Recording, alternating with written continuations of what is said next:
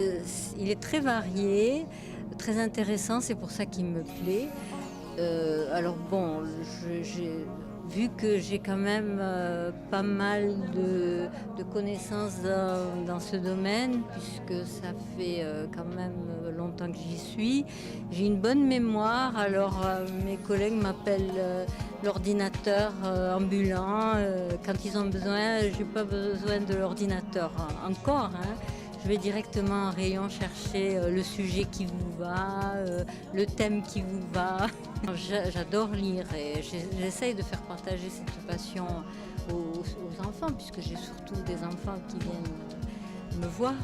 Je m'occupe aussi de l'élaboration des fiches, puisque maintenant il n'y a plus de fiches manuscrites. Ce sont des fiches qu'on a sur ordinateur lorsque je catalogue un livre, c'est-à-dire que je vais marquer la cote, c'est-à-dire l'endroit où il doit se situer. La cote, voilà. Alors si c'est un roman, c'est un R, si c'est un roman pour ados, c'est A. Et alors c'est un petit peu compliqué parce qu'il y a beaucoup de livres et il ne faut pas se tromper. Alors le choix des livres, on nous envoie. Avant, on pouvait aller dans les librairies. Maintenant, nous avons un fournisseur qui nous envoie un lot de livres qui sont déjà sélectionnés suivant nos choix, hein, c'est-à-dire la qualité, que ça corresponde à nos critères de référence sur l'éthique. Je m'y suis mise et finalement, bon, c'est un plaisir parce que on raconte des histoires aux enfants et on essaie d'accompagner par des ateliers. Et alors, je crois que c'est ça le plus intéressant. J'ai des petits ateliers sur Anthony Brown. Et comment réagissent les enfants par rapport à la peinture ? Eh bien, c'est assez... bon, il y a certains enfants qui connaissent, qui ont visité des musées et ça marche vraiment bien. Il y en a d'autres qui découvrent par l'album, hein, qui est un peu anodin, et faire découvrir l'art et un jour leur ouvrir ce chemin. Voilà.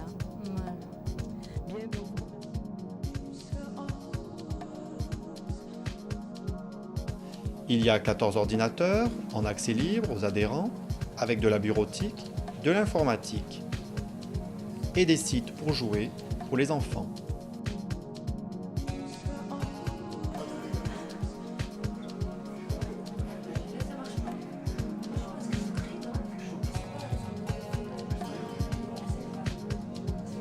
DVD, vidéos et CD-ROM sont classés par thème et on peut les emprunter.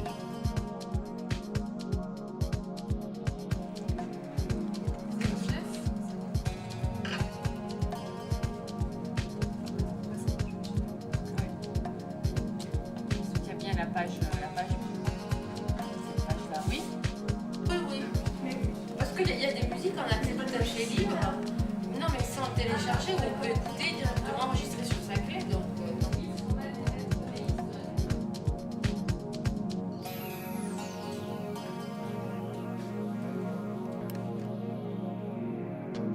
naturel dans notre époque, parce que de toute façon, il y en a partout aussi, mais bon, c'est vrai que le droit à l'image,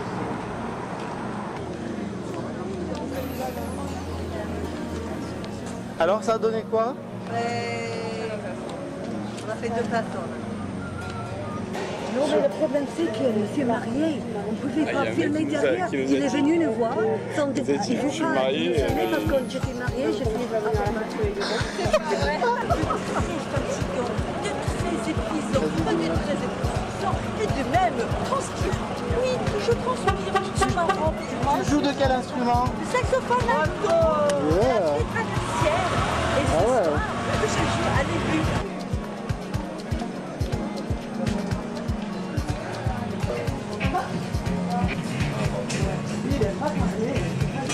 Pour moi? Non, il y a pas de souci. C'est bien ça.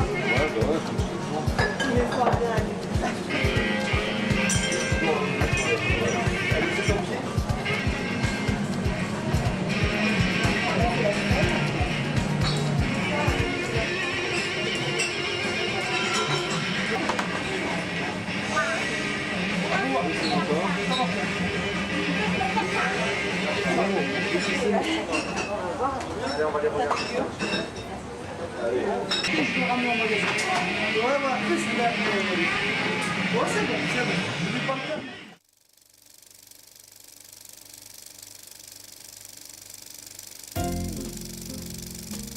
Un espion parmi les autres, scène 2, prise 3, action. Aujourd'hui, les stagiaires de l'atelier audiovisuel vont être tour à tour perchistes, caméramans et acteurs.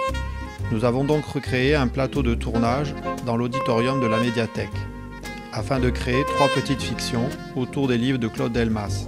3 espions, 3 livres, 3 versions et beaucoup de jeux de caméra.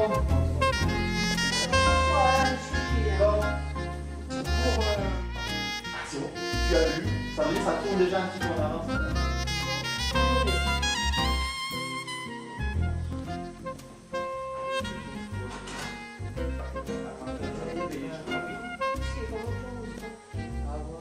Un espion parmi les autres, scène 2, prise 2, action. Silence, on tourne. La lune est assassine. Oui. Non, le vrai. C'est l'assassin. La lune est assassine, c'est le tien. Alors voilà, le vrai c'est celui-là, tu vois. Elle c'est Billy. D'accord. Colette c'est lui. Mais en fait, il faut Parmi les autres, scène 3, prise 3, action, on tourne. Silence. Complètement vide.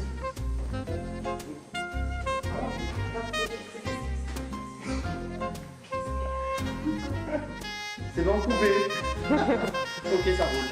Bon. Je m'appelle Dieudonné Jourdan. Depuis 2 semaines, je me suis fait embaucher comme secrétaire à la compagnie nationale d'Air France. Et hier, j'ai reçu un coup de téléphone. Un vieil ami, Claude. Un espion parmi les autres, a spy among others. Il était question de récupérer les pages d'un roman. Il en a fait tout un mystère. J'avais une dette envers lui, depuis l'affaire Billy. Alors, sans me poser trop de questions, je suis allé au rendez-vous. Claude n'était pas là. Et je ne reconnaissais pas en cette femme assise, Camille, son adorable secrétaire. Étrange, vraiment étrange. Cette femme assise semblait attendre quelque chose de moi. Mais depuis l'affaire Billy, j'étais sur mes gardes. Les gens racontaient qu'il travaillait pour les renseignements généraux. Les gens disent vraiment n'importe quoi. Puis est arrivée une seconde femme, elle aussi avec un livre. Il me semblait qu'elle était espagnole.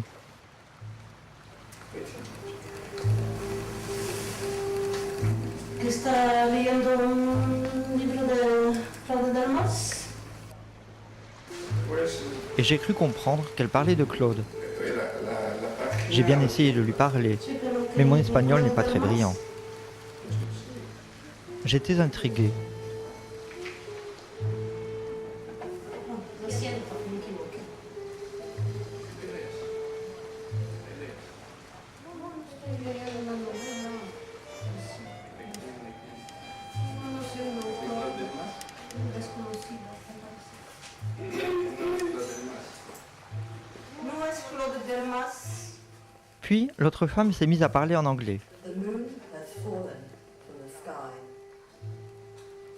J'étais abasourdi, sonné. Hey, are you reading Claude Delmas? Are you reading Claude Delmas? Yes. Are you reading Claude Delmas? Je savais qu'à partir de ce moment-là, il m'était impossible de revenir en arrière et que je n'avais plus qu'à écouter et à attendre jusqu'au bout. Una cervecita para nosotros. Agua.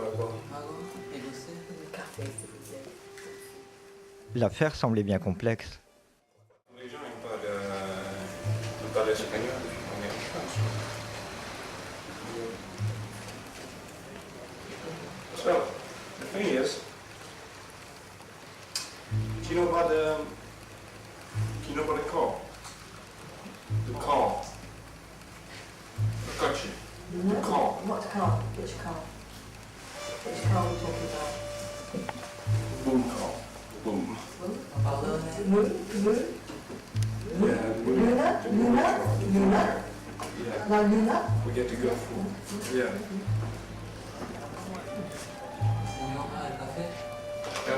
C'était à Mendes. No,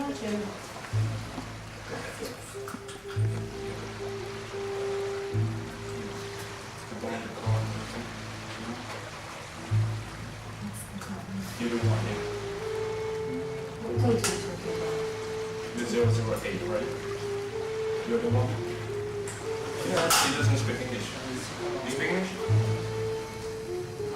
No, he doesn't speak English. My page is 007. Ne rien dire, ne rien voir, ne rien entendre. J'ai reçu un mail hier. Rendez-vous au Blues Café, urgent, 22h30. Signé Gérard de Nerval. Le message était accompagné de 3 personnages. Ne regarde pas, ne dit rien, n'entend pas. Il est 22h30 et j'attends Billy. Car il n'y a que Billy pour signer Gérard de Nerval. Pour le mail, vous avez reçu le message T'as pas reçu le message? Non. Mais le livre que tu as sur ta table, c'est quoi? Mais je peux pas lire. Vous désirez voir quelque chose? Comment? Voir quelque chose? Oui, volontiers.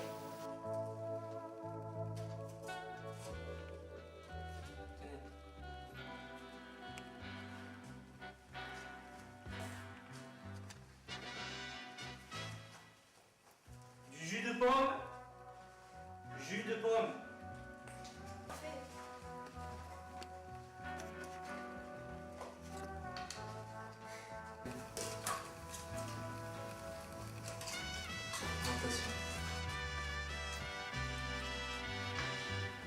Vous voulez boire quelque chose? Vous ne voulez pas de rafraîchissement?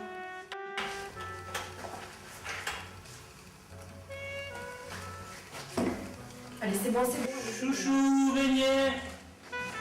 Chouchou, rafraîchissant. Pénible celui-là, non? En pleine conversation. Tu disais quoi? De me lire un passage. Tu peux répéter? De me lire un passage. Le même? Oui.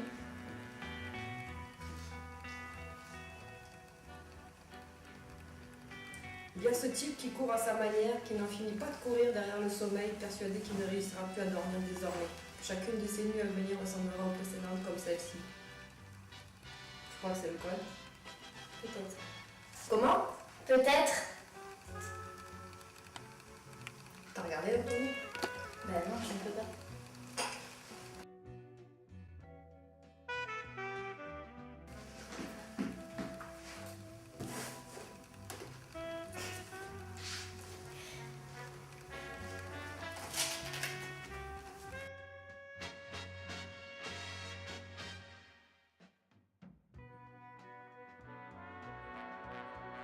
Quoi? Il est à l'envers. Comment ça, il est à l'envers? Comment tu le sais? Ben en braille. Comment ça, en braille? En braille quoi? En braille. En braille la vitesse? Braille. La vitesse? Mais non. De quoi tu parles? En braille. Je lis en braille. Et elle va où celle-là?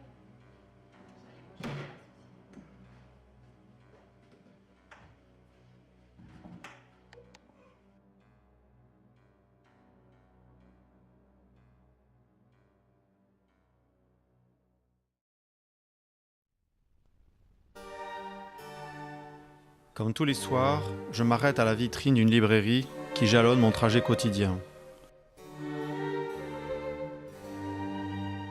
Les mêmes livres depuis quelques semaines et la photographie de Rimbaud, en jeune homme, qui chaque jour me rappelle la physionomie d'une personne différente, appartenant à mon passé. Aujourd'hui, c'est à Billy que je pense, mais pour toute autre raison qu'une ressemblance physique. Billy était plutôt noir de cheveux. Il n'avait de toute façon jamais ressemblé à quiconque, avec cette tête d'enfant mort-né, plus ou moins fatigué, vieilli, que je lui ai toujours connu, et qui d'ailleurs ne le privait d'aucune séduction. Je regarde cette photographie dans la vitrine, et je me souviens que Billy se faisait appeler Arthur Rimbaud.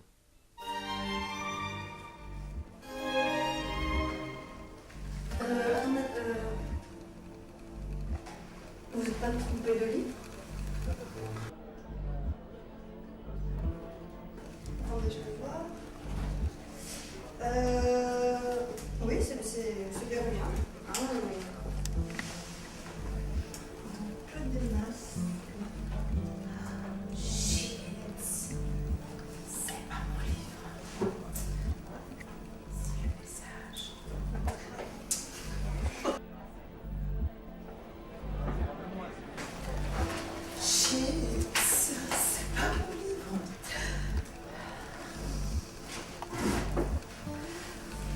jeune homme, excusez-moi.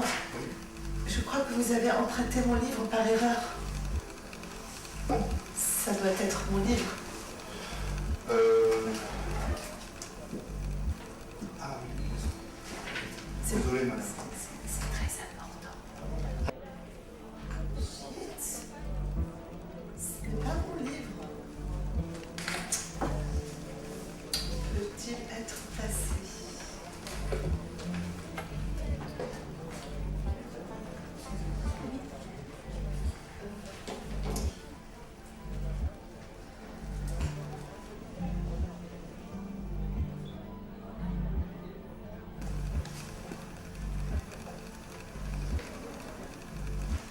Reste des cigarettes. Je vais voir ça.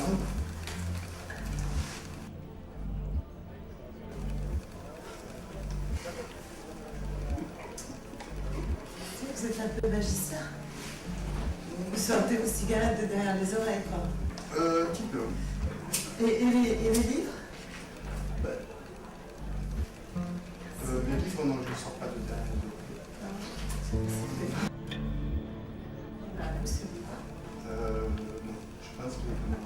Non, c'est pas vous, ce livre. Ah bon? J'en suis persuadée. Et la demoiselle, d'ailleurs, non plus. Il n'est pas à elle, ce livre. Mais si, c'est mon livre. Non, c'est pas votre livre. Ce n'est pas votre livre, ça n'est pas votre. Ah, peut-être qu'on a... Je pense que... L'enfant. Il vous arrange les mots comme si c'était de simples chansons. Et dans ses yeux, on peut lire son espiègle plaisir. À voir que sous les mots, il déplace toute chose. Et qu'il en agit avec les montagnes comme s'il les possédait en propre.